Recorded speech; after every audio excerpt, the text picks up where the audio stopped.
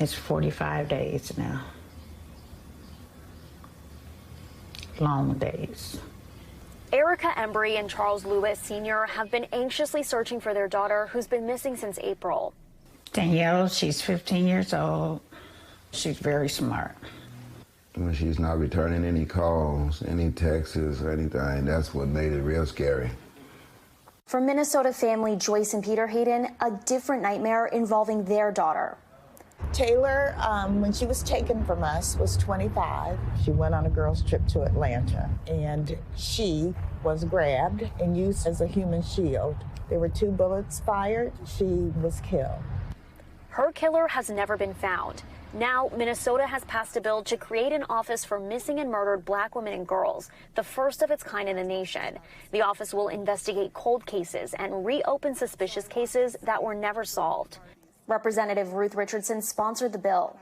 Minnesota this year has the largest contingent of legislators of color that it's ever had. We all had a story that we could relate to families that are in this crisis. And I think it's just a real recognition of how important representation is. In Minnesota, Black women make up only 7% of the population, but a state task force found that they represent 40% of domestic abuse victims and are nearly 3 times as likely to be murdered compared to white women.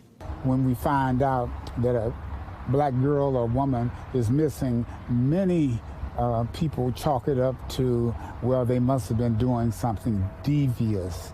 There's a crisis in our nation around missing and murdered Black women and girls. Sawana Kirkland is the vice chair of the National Black Police Association and testified in favor of the office.